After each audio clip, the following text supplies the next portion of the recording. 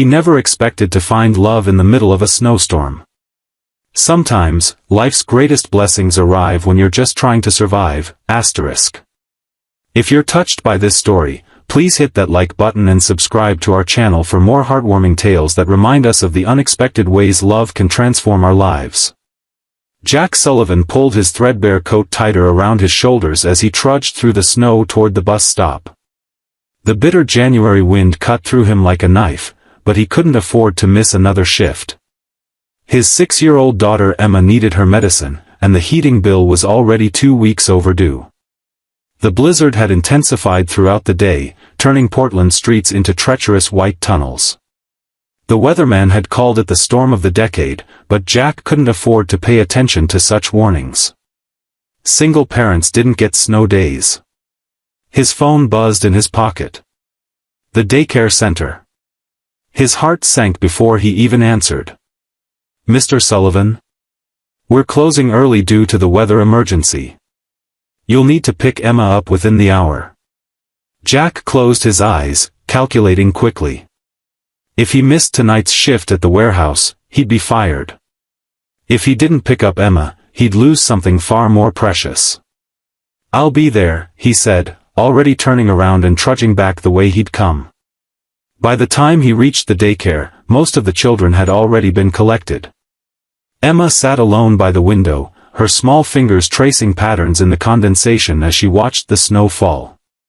Her chestnut hair was pulled into uneven pigtails, his best attempt at hairstyling that morning, and her too small coat was zipped up to her chin.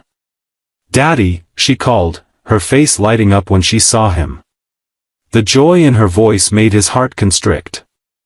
Emma never complained about their circumstances, never mentioned how the other kids had newer clothes or took fancy vacations. She simply adored him, and that unconditional love was both his greatest comfort and his heaviest burden. "Hey, sunshine," he said, scooping her up. "Ready for an adventure?" "What kind of adventure?" she asked, eyes widening with excitement. "We're going to have a snow day at home," he explained, carrying her outside while silently calculating how much food they had left in the pantry. Probably enough for 2 days, if he skipped a few meals himself. The bus ride home was tense. The roads were nearly impassable, and twice the driver had to stop completely to wait for visibility to improve. Emma fell asleep against his shoulder, her breathing slightly labored. The cold always aggravated her asthma. By the time they reached their stop, night had fallen, and the storm had transformed into a howling white fury. Jack carried Emma the 3 blocks to their apartment building, his legs burning from fighting through knee-deep snow drifts.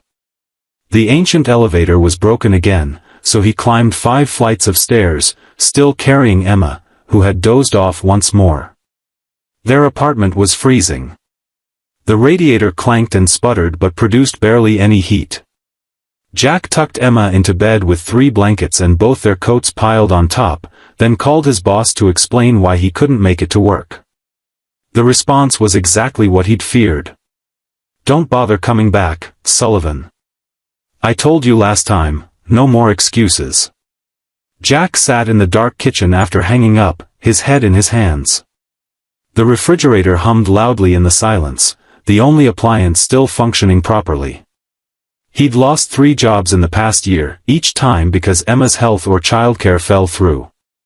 His savings were depleted, and his parents had passed away years ago. There was no safety net left. A soft knock at the door startled him. Nobody ever visited, especially not during a blizzard at nearly midnight. He opened the door cautiously, chain still in place. A woman stood in the hallway, shivering violently. Her expensive-looking coat was soaked through, and her dark hair hung in wet strands around a face that, despite its pallor, was strikingly beautiful. "I'm so sorry to disturb you," she said, her voice cultured but trembling with cold. "My car slid off the road near your building. My phone is dead, and your apartment was the only one with lights on. Could I possibly use your phone to call for help?" Jack hesitated. Strangers weren't to be trusted, especially with Emma asleep inside. But the woman was clearly in distress, and he couldn't in good conscience leave her in the hallway to freeze. "Come in," he said, unchaining the door. "But please be quiet. My daughter is sleeping." "Thank you," she whispered, stepping inside and immediately wrapping her arms around herself. "I'm Alexandra Winters." "Jack Sullivan," he replied, handing her his phone. "The reception isn't great during storms, but you're welcome to try." Alexandra attempted several calls, but none went through. The storm had knocked out cell service in their area. Her shoulders slumped in defeat. "I should go find a hotel," she said, though they both knew no taxi would come in this weather, and the nearest hotel was miles away. "You'll freeze to death," Jack said bluntly. "Look, our couch isn't comfortable, but it's better than trying to navigate this storm. You're welcome to stay until morning when the plows come through." Alexandra looked around the small apartment, taking in the worn furniture, the water stains on the ceiling, and the single-space heater that Jack had positioned near Emma's room. Her expression wasn't one of judgment but of genuine concern. "That's incredibly kind," she said. "I don't want to impose." "It's fine," Jack assured her, though he was acutely aware of how little he had to offer. "Let me find you some dry clothes." He provided her with his cleanest sweatshirt and sweatpants, then made up the couch with their spare blanket, threadbare but clean. As Alexandra changed in their tiny bathroom, Jack checked on Emma, who was still sleeping but shivering slightly. When Alexandra emerged, swimming in his too large clothes, she immediately noticed his worry. "Is she all right?" she asked softly. "She has asthma," Jack explained. "The cold makes it worse. I'm trying to save enough for better medications, but," he cut himself off, embarrassed to reveal so much to a stranger. Alexandra nodded, not pushing for more information. "The storm has knocked out power in much of the city," she said, having seen the news on her phone before it died. "They're saying it could be days before everything is restored." Jack's heart sank. Days without proper heating could be dangerous for Emma. "We'll manage," he said, more to convince himself than her. "You should get some rest. I'll wake you when the roads are clear." But Alexandra wasn't listening. She was staring at Emma's door with a strange expression. "Your daughter needs to stay warm," she said decisively. "The couch is too far from the heater. I'll sleep on the floor by her room instead." Jack started to protest, but Alexandra held up a hand. "Please. You've shown me kindness. Let me help however I can." There was something in her voice, not pity, but genuine empathy, that made Jack relent. Together they moved the blankets to the hallway outside Emma's room, where the small space heater provided minimal warmth. "I'll be in the kitchen if you need anything," Jack said, preparing for another sleepless night watching over his daughter. But as the storm raged outside and the temperature in the apartment dropped further, Jack found himself shivering too violently to stay alert. Around 3 a.m., he checked on Emma again and found Alexandra awake, sitting against the wall near his daughter's door. She was coughing, Alexandra explained in a whisper. "I've been listening," but she settled down again. Jack nodded gratefully and slid down the wall to sit beside her. They remained silent for a while, two strangers united by circumstance and cold. "You should try to sleep," Alexandra said eventually.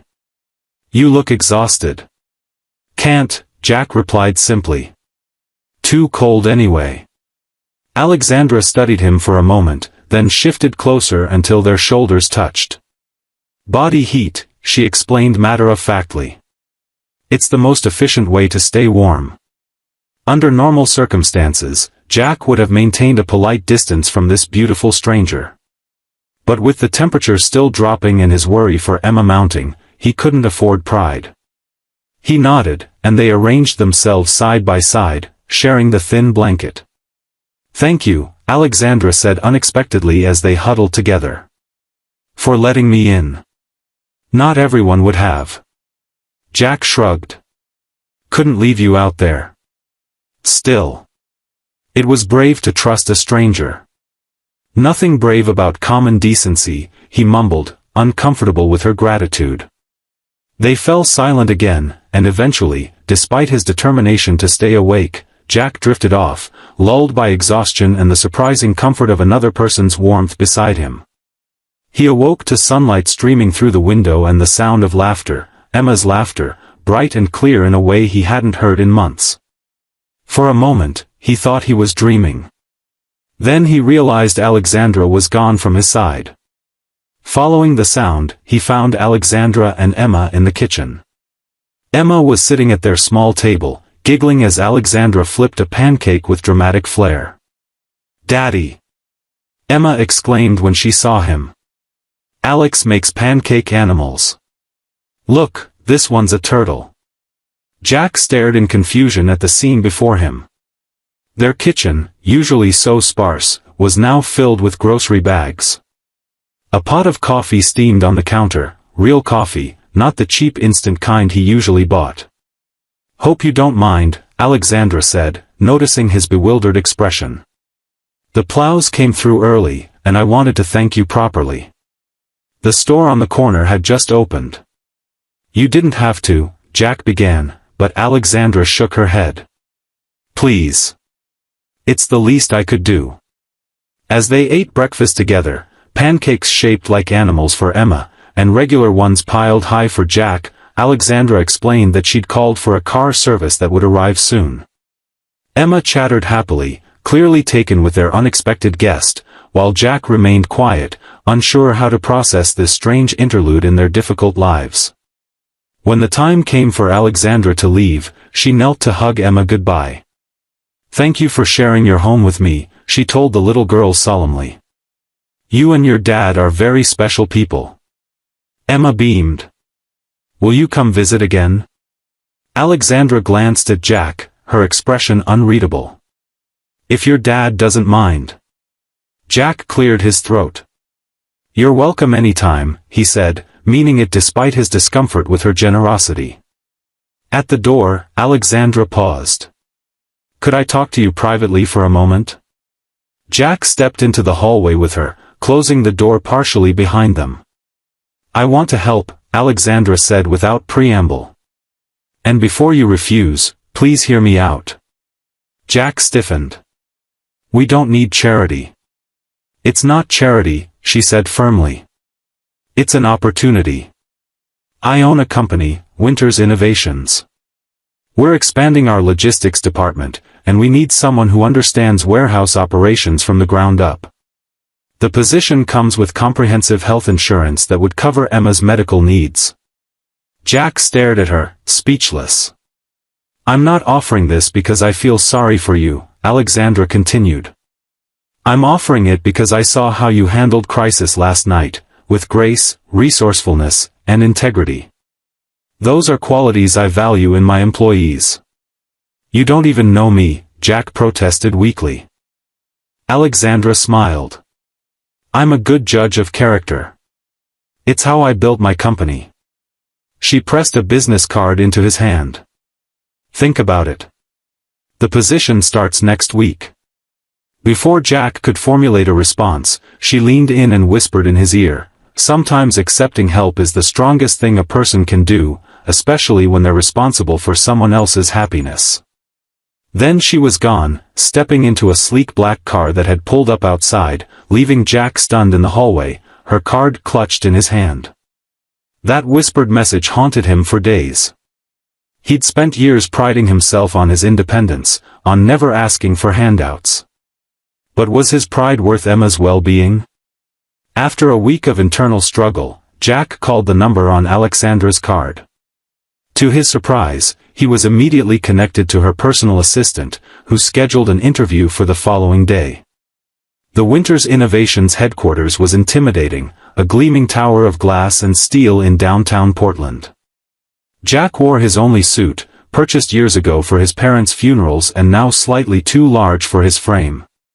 He felt out of place among the polished professionals hurrying through the lobby, but he forced himself to stand tall. This wasn't about him, it was about Emma. The interview process was surprisingly rigorous. Jack met with 3 different department heads, each asking detailed questions about his experience and approach to logistics challenges. By the time he was escorted to Alexandra's office on the top floor, he was both exhausted and cautiously optimistic. Whatever else was happening, this wasn't just a handout. Alexandra greeted him warmly but professionally. Gone was the vulnerable woman from the storm. In her place stood a confident CEO, dressed impeccably in a tailored suit, her dark hair swept into an elegant updo. Only her eyes remained the same, warm and direct as they had been in his apartment. "My team is impressed with you," she said after they exchanged pleasantries. "They don't know our connection, by the way. I wanted you evaluated purely on merit." Jack nodded, grateful for her discretion. "I appreciate that. The position is yours if you want it," Alexandra continued. "The salary is competitive, and as I mentioned, the benefits package is comprehensive." She slid a folder across her desk. Jack opened it and nearly gasped at the figure listed as the starting salary, nearly 3 times what he'd been making at the warehouse. "This is too much," he said automatically.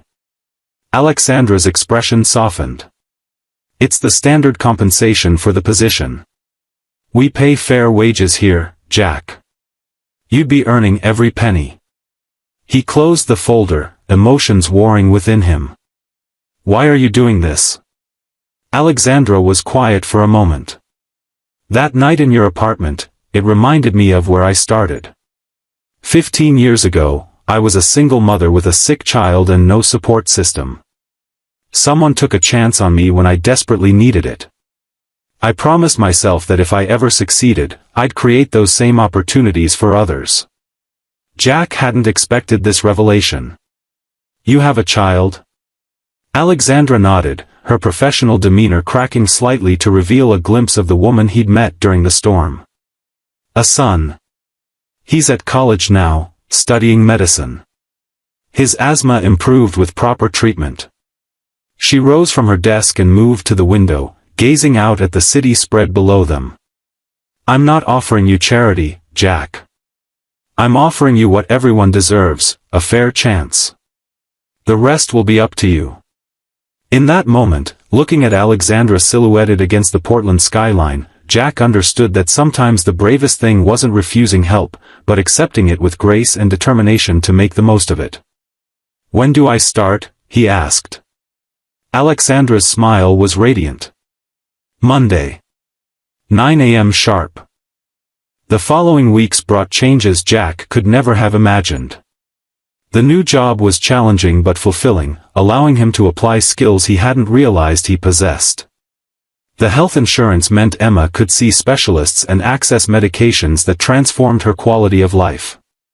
They moved to a small but safe apartment with reliable heating, and for the first time in years, Jack slept through the night without worrying about tomorrow.